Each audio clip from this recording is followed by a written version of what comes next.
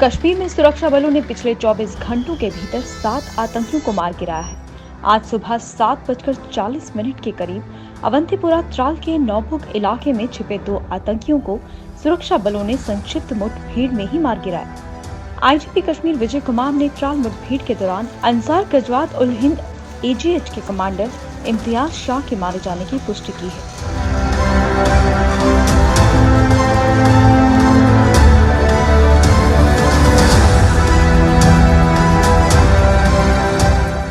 सुरक्षा बलों से मिली जानकारी के अनुसार शोपियां के जान मोहल्ला में गत वीरवार से जारी मुठभेड़ में 5 जबकि त्राल में 2 आतंकवादी मारे गए हैं। शोपियां में 3 आतंकी वीरवार को ही मार गिराए गए थे, जबकि 2 आतंकियों को आज मारा गया। इन मुठभेड़ों में सेना के एक अधिकारी समेत 4 जवान भी घायल हुए हैं। उन्हें इलाज के लिए सेना के 92 अस्पताल में भर्ती किया गया है।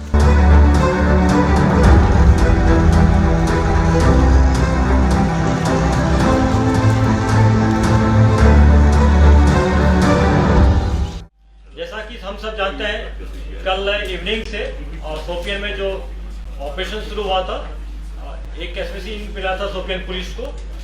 आर्मी सीआरपी पुलिस ने कॉर्डन डाला, उसमें ऑपरेशन चला। हम लोग बहुत जितने भी एसओपी थे उसको फॉलो किए। इमाम को अंदर भेजे, उसके रिलेटिव को, पेरेंट्स को, भाई को भेजे। किसी का बात नहीं माना, सेंटर नहीं किया। फिर हम लोग मस्जिद शरीफ का बहुत इज्जत करते हुए उसमें सिर्फ टीयर स्मोक सेल डाले। अब बीच बीच में विंडो से कभी फायर किए। किसी भी आईडी का यूज नहीं किया गया, किसी भी एक्सप्लोसिव का यूज नहीं किया गया, रॉकेट लॉन्चर का यूज नहीं किया, आग नहीं लगने दिए हम लोग। मस्जिद शरीफ बिल्कुल सही है, अभी उसकी सफाई हो रही है। 5 के 5 टेररिस्ट मारे गए, लोकल है। उसमें 2 HM का है, 1 LET का है, 2 AGH का है। और उसी टाइम में हम लोग को खबर मिला था कि आप मीडिया लोग भी एक बताए थे सोशल मीडिया पर कि जो इम्तियाज जो है एजीएच के चीफ वहां से फंसा हुआ है। फर्दर हम लोग उसको डेवलप किए तो पता चला कि इनिशियल कॉर्डन लगते लगते ग्रेनेड थ्रो करके 2 टेररिस्ट भागा है वहां से। जिस घर का इंफॉर्मेशन था उसको भी हम लोग पूछताछ किए।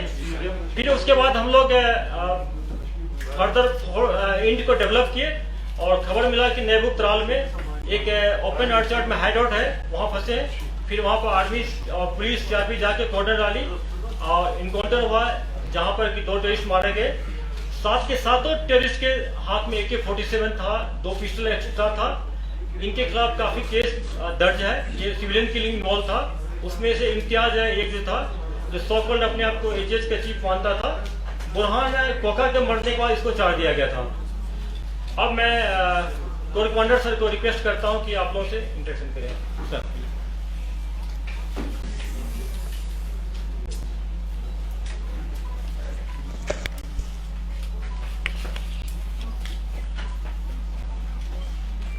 कैसे हैं आप सब? मेरा ये पहला मीडिया इंटरेक्शन है।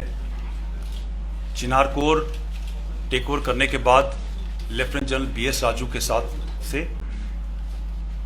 मैं वापस कश्मीर में 20 महीने के बाद में आया हूं और यहां आने के बाद में मैंने एक नई एनर्जी, नई स्फूर्ति, नई एफर्ट देखी है, जिसके अंदर गवर्नमेंट की सभी arms, media, civil admin, security forces, आप सब मीडिया खुद लग करके एक जम्मू एंड कश्मीर को एक बेहतर जगह बनाने के लिए आप तत्पर हैं। मगर एक चीज और देखने में आई है कि जो साउथ कश्मीर, सेंट्रल कश्मीर है, सेंट्रल कश्मीर के कुछ हिस्सों के अंदर एक साइकिल ऑफ वायलेंस अभी भी चल रहा है। उसको कंट्रोल करने की काफी कोशिश जारी है और मैं समझता हूं कि इसकी तरफ एक हमें बेहतर सिटीजन एंड सिक्योरिटी फोर्सेस की कनेक्ट की जरूरत है। इसके 2 रास्ते हमने प्लान करे हैं जिसके ऊपर हम चलेंगे। पहला रास्ता है कि हम रिक्रूटमेंट को रोकेंगे। हमारी सारी कोशिश रिक्रूटमेंट को रोकने के लिए होगी और दूसरी कोशिश होगी जिसके दौरान जो नेटवर्क इस रिक्रूटमेंट को चलाता है, जो ये OGW का नेटवर्क है, सोशल मीडिया, ऑनलाइन मीडिया का सिस्टम है रिक्रूटमेंट का, रेडिकलाइजेशन का, हम उस पर ज्यादा गौर करेंगे और कोशिश ये करेंगे कि इस नेटवर्क को निकाला जाए। इसके दौरान हमें आपसे सिर्फ यही गुजारिश है आवाम से कि हमारी मदद करें। जो हमारे कश्मीरी बच्चे रेडिकलाइज करे जाते हैं, जो लोग रेडिकलाइज कर रहे हैं, उनसे उनको बचाएं। इस कुछ महीने के दौरान मैंने यह भी देखा है, कई परिवार अपने आप सामने आते हैं और वो ये रिक्वेस्ट करते हैं हमसे कि हमारा बच्चा गलत राह पे चल रहा है, उसको हमारे गांव से अलग ले जाइए, भले ही दूसरी जगह पे ले जाके जाएं, हो सके तो कुछ समय के लिए जेल में डाल दें उसको, ताकि वो इस गलत रास्ते के ऊपर ना चल सके। तो मेरी दरख्वास्त है, हाथ जोड़ करके रिक्वेस्ट है आवाम के साथ कि हमारी मदद करें, सिविल एडम की मदद करें, सिक्योरिटी फोर्सेस की मदद करें, ताकि ये जो रिक्रूटमेंट का साइकिल है ये बंद हो और हमारा कश्मीर एक अग्रसर रास्ते के ऊपर, प्रगति के रास्ते के ऊपर, पीस एंड प्रॉस्पेरिटी के रास्ते के ऊपर चले। मैं Jammu and Kashmir police led ये 24 घंटे के अंदर जो ऑपरेशन हुआ है, जिसमें 7 टेररिस्ट मारे गए हैं, इसके अंदर जम्मू कश्मीर पुलिस के सभी अधिकारियों का, जवानों का और इनके साथ सहयोग में लगे हुए CRPF और राष्ट्रीय राइफल के जवानों का मैं बहुत शुक्रिया अदा करता हूं। एक बहुत ही सेंसिटिव समय आया जब मस्जिद के अंदर, मस्जिद वो जगह है जहां पे इबादत करी जाती है, दुआएं मांगी जाती हैं, ऊपर वाले को याद किया जाता है। ऐसी जगह पर घुस करके जो रेडिकल वायलेंस के साथ जाने वाले लोग, उनके लिए वो स्थान नहीं है। मगर फिर भी जैसा IGP साहब ने बताया, बहुत ही एहतियात बरता गया।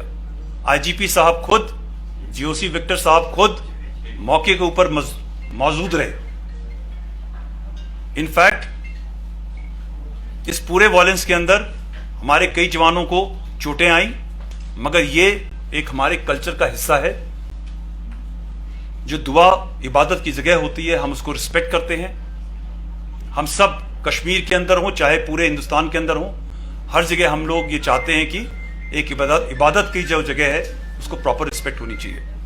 इसके लिए हमारे जवानों को इंजरीज उठानी पड़ी। हमारे सभी जवान सेफ हैं, सारे ऑपरेशन को अच्छी तरह कंक्लूड करा गया है और मैं फिर से सभी सोल्जर्स को जो इस ऑपरेशन में इन्वॉल्व थे, उनको मैं मुबारकबाद देना चाहता हूं। अभी मैं जो ऑपरेशन की डिटेल है उसके बारे में बताने के लिए IGP साहब को बताऊंगा और फिर रिक्वेस्ट करूंगा कि मौके के ऊपर कैसे ऑपरेशन हुआ उसके लिए हमारे GOC साहब जनरल राशिम बाली उसके बारे में जो स्पेसिफिक डिटेल्स हैं वो बताएं। अब मैं क्योंकि डिटेल आपको ब्रीफ में पहले बता चुका हूँ, तो मैं GOC साहब से रिक्वेस्ट करता हूँ कि अस्सलाम वालेकुम सबको।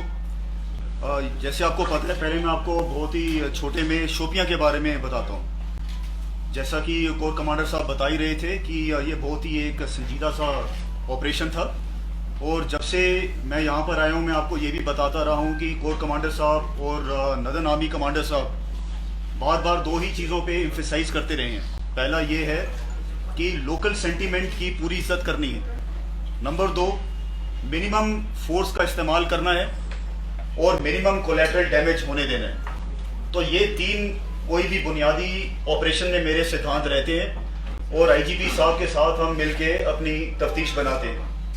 अब क्योंकि इस केस के अंदर शुरू में ही टेररिस्ट जो हैं मस्जिद के अंदर चले गए थे, तो IGP साहब और मैं खुद मौके के ऊपर गए हैं। वहाँ पर शोपियां पुलिस, CRPF और 44 RR डटी हुई थी मौके के ऊपर। अब अगर हम इस सिचुएशन को ठीक तरह से एनालाइज करते हैं तो क्लियर कट हो जाता है कि हमने शुरुआत करी है सबसे पहले मौलवी साहब को अंदर 2 बारी भेज के। मौलवी साहब खुद गए हैं, उन्होंने दरख्वास्त करी है अंदर टेररिस्ट से कि आप बाहर आ जाइए। उसके बाद हम लोगों ने उसके भाई को दोबारा रात को तकरीबन 12 बजे एक बारी फिर भेजा है। दोबारा उसके भाई को हमने तकरीबन 1:30 बजे एक बारी फिर भेजा है। और आखिर में सुबह के टाइम उसके माँ बाप को भी हमने एक बारी मौका दिया अंदर जाने के लिए। तो हर तरह की कोशिश करी गई है, जैसे मैं आपको पहले भी बताता रहा हूँ, कि अपने कश्मीरी भाइयों का हम सरेंडर ले सकें। पर जब हमारे को जवाब नहीं मिला है, फिर हमने धीरे से पहले ऑटोमेटिक फायर और उसके बाद ग्रेनेड तक का हमने इस्तेमाल किया है, छोटे वाले ग्रेनेड। और कोर कमांडर साहब का बार बार हमारी तरफ यही पैगाम आ रहा था कि मेरे को इससे ज़्यादा और कोई फोर्स का वहाँ पर इस्तेमाल नहीं चाहिए, ताकि जो पाक जगह है उसको पाक ही रखा जा सके। इसी हालात के अंदर, क्योंकि हमारे ट्रूप्स जो हैं बड़े रिस्ट्रेन के साथ अपने आप को ऑपरेशन करना पड़ रहा था, उसकी वजह से उनको स्प्लिंटर इंजरीज हुई हैं। और बहुत ही बहादुरी से लड़ते हुए 44 RR शोपियां पुलिस ने फाइनली सुबह 5 टेररिस्ट को न्यूट्रलाइज किया है। और उसके बाद अभी तक मौके पर मस्जिद के अंदर डिप्लॉयड हैं, ताकि मस्जिद को साफ करके जितना उसको हम रिस्टोर कर सकते हैं उसको रिस्टोर कर कर बिल्कुल ठीक हालत में वापस दोबारा सोसाइटी को दे सके। तो ये था आपकी पहली ऑपरेशन। और दूसरी ऑपरेशन, जैसे आईजीपी साहब ने बताया, 42 RR ने जनरल एरिया त्राल में एक गांव जिसका नाम नोबोग है वहां पर अंजाम दी है। अगेन इसकी इंटेलिजेंस जो है हमारे को जेकेपी से मिली है, और वो हाइड आउट एक ओपन इलाके के अंदर था। 42 RR ने बहुत ही एहतियात बरतते हुए बिल्कुल मिनिमम फोर्स यूज करके वहां पर 2 टेररिस्ट को मार गिराया है। और ये जो एक टेररिस्ट जो गिरा है ये 2019 विंटेज का है, और ये सरगना था एक काफी इंपॉर्टेंट ग्रुप का। सो ये दोनों ऑपरेशंस तकरीबन जाके 11:30 बजे तक खत्म हो गई हैं। उस इलाके में भी, त्राल में भी सफाई और उस इलाके का पूरा हाइड आउट वाली लोकेशन को चेक करना, क्लियर करना, वो सारी ऑपरेशन खत्म हो गई है। आप सबके जरिए मैं आवाम को साउथ कश्मीर में दोबारा ये भरोसा कोर कमांडर साहब के बिहाफ पे देना चाहूंगा कि Victor force Jammu Kashmir police के साथ कमिटेड है। जितने ज्यादा से ज्यादा लोग वापस मेन स्ट्रीम में आना चाहते हैं, उतने बच्चों को सरेंडर लेके वापस लाने के लिए। पर अगर हमें मजबूर किया जाएगा और अगर हमारे पास चारा ही नहीं होगा, तो हमारे को फोर्स को एक ठीक तरीके से अप्लाई करना पड़ेगा। आपकी तरफ से अगर कोई सवाल हो तो हम लोग उनका जवाब देंगे। सर, ये जो इम्तियाज मारा गया, इसकी प्रोफाइल के बारे में कब से एक्टिव और किस कैटेगरी का था? इम्तियाज हमारे कैटेगरी में ए है, और रिसेंटली इसको अपग्रेड करने के A+ में डालने के लिए रिक्वेस्ट किया गया PHQ को। ये 2019 में जुलाई से एक्टिव था।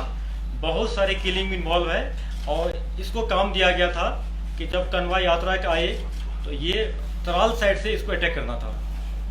डीजी साहब ने स्टेटमेंट दिया है कि all the terrorists who were neutralized today 7 were from Ansar Ghazwatul Hind. When you are saying that some are from Lashkar, some from Jaish and Hizb, simultaneously there was a statement last year from the Jammu Kashmir police saying that the terrorism has been wiped out from Tral, particularly Hizbul Mujahideen is nowhere, AJP has been wiped out. But now again we are seeing the same statements and with the same numbers coming back.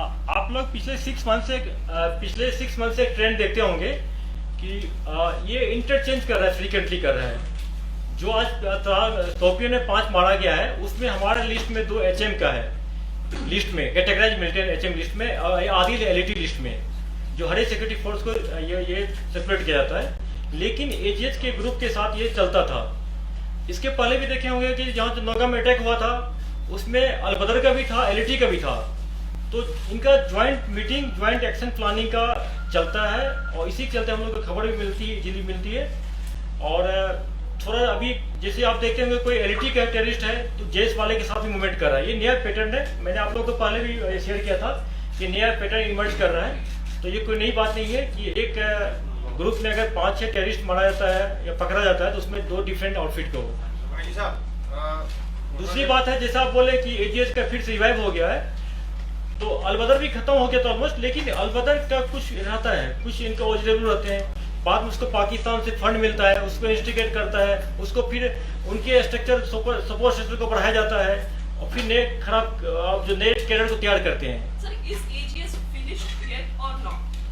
आज के date हमारे date में सिर्फ 1 बच गया है, edges का। लेकिन ये कहना मुश्किल है कि अगले 2 दिन में, 1 वीक में उसमें और रिक्रूटमेंट हो जाए या किसी और आउटफिट से ज्वाइन कर ले।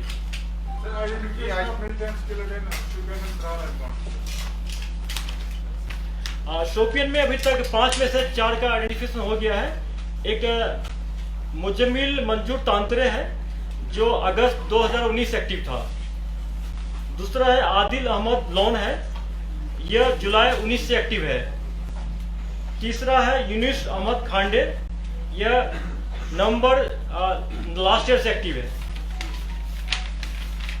चौथा टेररिस्ट है बासिक इस्माइल बख्शी और ये जून लास्ट ईयर से एक्टिव है। जहां तक एक आइडेंटिफाई नहीं हुआ 5 में से, जो नुरबुक त्राल का टेररिस्ट है, 2 में से एक आइडेंटिफाई हो गया, इम्तियाज अहमद शाह, यह अप्रैल 2019 से एक्टिव है, रटसुना त्राल का है। इसके खिलाफ काफी एफआईआर लॉन्च है, ये किलिंग में इन्वॉल्व है और बहुत सारे किलिंग का इसको जिम्मेदारी दिया गया है। और जैसा मैंने कहा, इसको एक ये भी टारगेट दिया गया था, जब कनवा यात्रा की आती है तो ये एनएच पर अटैक करने का टारगेट दिया गया था इसको। भाई साहब, यात्रा का ही सवाल है। आपने बोला कि इम्तियाज को ये टास्क दिया गया था कि यात्रा पर अटैक करे, तो क्या इनपुट्स है कि क्या इस बार यात्रा बहुत ज्यादा टारगेट में है और क्या साउथ कश्मीर में और भी मिलिटेंट्स ऐसे हैं जो टारगेट करेंगे? देखिए, सिंपल बात है, आप लोग एनालिसिस किए होंगे, जो जनवरी से ट्रेंड चला है कि ये सॉफ्ट टारगेट को अटैक कर रहा है। चाहे ये जो अपना श्रीनगर में 2 सिविलियन पर अटैक किया था, पुलिस वाले हमारी दुकान पर खड़े थे, वहां पर अटैक किया था सॉफ्ट टारगेट को। तो यात्रा भी एक सॉफ्ट टारगेट होता है। लेकिन जैसा मैंने पहले किया कि सिक्योरिटी अरेंजमेंट हम लोग इतना फुल प्रूफ रहेगा, अटैक नहीं कर देंगे। अटैक की बात दूर है, इसके हाइडआउट में घुस को मारेंगे वहीं पर। देखिए, ये कहना, एक मिनट, देखिए, ये कहना कि अमरनाथ यात्रा इस बार खतरे में है और पिछली बार नहीं थी, गलत है। हमेशा सॉफ्ट टारगेट के ऊपर हरकत होगी और हर बार इनकी कोशिश रहेगी कि हम सॉफ्ट टारगेट के ऊपर अटैक करें। जो प्रोटेक्शन का सिस्टम है वो पूरा उसका फुल इंतजाम किया जाएगा और ये यकीन करा जाएगा कि हर साल की तरह इस बार भी अमरनाथ यात्रा पूरी सक्सेसफुल हो। हाजी साहब, शोपियान से कुछ अनकंफर्म रिपोर्ट्स है कि लॉ एंड ऑर्डर सिचुएशन में 3 लोग जख्मी हो गए, उनको अस्पताल में भर्ती किया गया। तो सर आपका बिल्कुल कहना ठीक है। जब हम लोग कॉर्डन लगा रहे थे तो वहां पर मिसक्रेंट एलिमेंट काफी स्टोन पेल्टिंग किया था, तो हम लोग को पंप एक्शन यूज करना पड़ा, जिसमें 3 को माइनर इंजरी है, तीनों स्टेबल है। अब इसमें 2 सवाल और है। पहला, क्या हम ये रिपोर्ट कर सकते हैं, क्योंकि परसों का मतलब हालांकि आपके यहाँ से स्टेटमेंट तो नहीं आया, किसी लोकल न्यूज एजेंसी को आपने स्टेटमेंट दिया था कि ये चीजें रिपोर्ट करनी नहीं है, तो किस हद तक नहीं करनी है? क्योंकि देखिए, आप लोग, मैं बार बार कहता हूँ, मैंने अपने डिस्ट्रिक्ट एसपी को रिटर्न ऑर्डर लिख के दिया है। कोई ये शर्मानी छिपाने की बात नहीं है। क्या करना है पुलिस को, क्या करना है मीडिया को। मेरा कहने का मतलब ये था, ये सुप्रीम कोर्ट, ऑनरेबल कोर्ट का भी ये जजमेंट है कि लाइव इनकाउंटर पर लाइव कवरेज आपको नहीं करने दिया जाएगा। क्यों नहीं करने दिया जाएगा? पहला यह है, अगर बुलेट आती है मिलिटेंट का या सिक्योरिटी फोर्स का, तो आपको भी लग सकती है। दूसरा कारण है कि हमारे फोर्स ट्रूप जो फाइटिंग कर रहे हैं वो डिस्ट्रैक्ट होगा। आप फोटो खींचेंगे तो वो डिस्टर्ब होगा, हो सकता है कि उससे अटेंशन डाइवर्ट हो जाए, टेररिस्ट का उसमें फायर आ जाए। तो हमारे जो बोनाफाइड ड्यूटी है उसमें आप इंटरफेयर कर रहे हैं, इसलिए नहीं करना पड़ेगा आपको। तीसरा है कि उस लाइव कवरेज से अगर और कहीं लॉ प्रॉब्लम हो जाए, लोग इंस्टिगेट हो जाए, तो ये सारी। चौथा है कि इससे इंटरनल सिक्योरिटी पर इम्पैक्ट पड़ता है। ये कानून वेल वेटेड, लीगली हम लोग वेल वेटेड करके आपको एडवाइस दिए और अपने एसपी को इंस्ट्रक्शन दिए कि आप लोग नहीं करेंगे। दूसरा बात है, इनकाउंटर साइट पर आप लोग नजदीक नहीं जाए। आप लोग शिकायत करते हैं कि पुलिस वाले हमको पिटाई करता है, आप वीडियो भी रिलीज करते हैं, तो आप क्यों जाते हैं इनकाउंटर साइट पर जहां फायरिंग हो रही है? आप वेट कीजिए, बाहर कीजिए, आपको डिस्ट्रिक्ट एसपी वहां पर जाकर आपको ब्रीफ करेंगे। आपको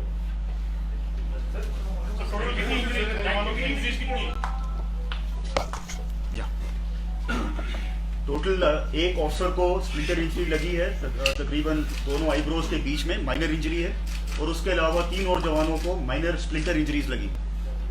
दिलीप पांडे जी, आपने अभी जो कहा है कि थोड़ा सा ब्रीफ आपने बताया, जो ज्वाइनिंग ऑफ मिलिटेंसी है, रेशियोज का बढ़ गया है, ओवरग्राउंड वर्कर्स पर काम कर रहे हैं, तो हम कह सकते हैं कि ज्वाइनिंग ऑफ मिलिटेंसी है उसका ग्राफ फिर से बढ़ने लगा है, स्पेशली इन साउथ कश्मीर जहां काफी टाइम से कंट्रोल को किया गया था। So it is another challenge for the security agencies, whether is army और ओके, मैंने ये नहीं कहा कि इंक्रीज हो गया है, मैंने ये कहा है कि साइकिल ऑफ वायलेंस चल रहा है और रिक्रूटमेंट इस साल कम है। हमारी यही कोशिश है कि ये रिक्रूटमेंट और कम करी जाए ताकि जो जवान बच्चे हैं, जवान लड़के हैं, वो टेररिस्ट के रैंक में न जाएं।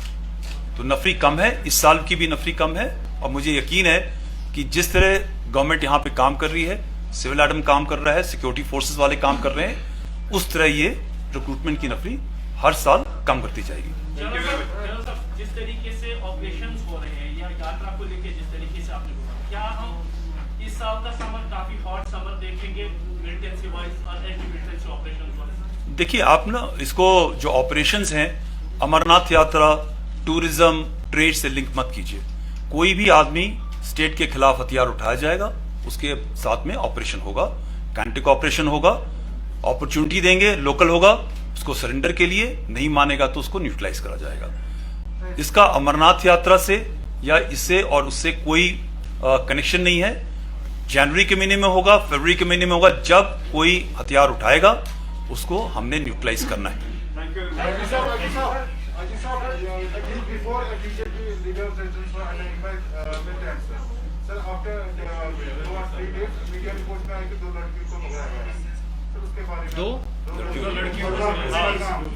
एक उसमें से एक जो गर्ल थी वो मिलिटेंट के साथ बुड़काम जाके दरवाजा पर नोक की थी।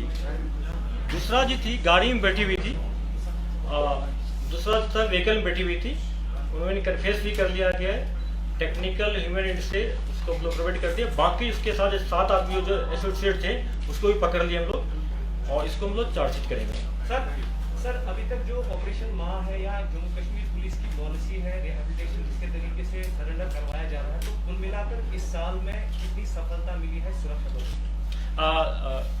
इस साल की बात कर रहे हैं आप?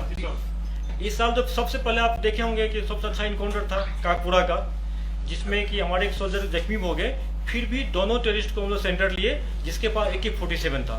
बहुत हाँ, बहुत एक्सीलेंट एग्जाम्पल था। उसके बाद जो जितने इनकाउंटर होंगे, हर एक इनकाउंटर में हम लोग अपील किए, और कल तो हम लोग एक्सट्रीम केस में चले गए। मैंने इमाम साहब को 2 बार भेजे मॉस्क में, उसके भाई को भेजे, उसके भाई को थप्पड़ मार के भगाए, तुम यहाँ से भाग तो गाली देखिए। आज मॉर्निंग में उनके पेरेंट्स भी अंदर गए, माँ बाप दोनों गया। तो आप समझ सकते हैं कि कमिटमेंट कितना हम लोग, ऑनेस्ट कमिटमेंट हम लोग, हम चाहते हैं कि सरेंडर कर जाए। आंकड़ा तो ही है जी कश्मीर में बिल्कुल लाइव इनकाउंटर, मैं बात करूँ लाइव इनकाउंटर का, कुल मिलाकर सर कितना है? कुल मिलाकर कॉल मिला के 6 हम लोग सेंटर लिए हैं। Thank you.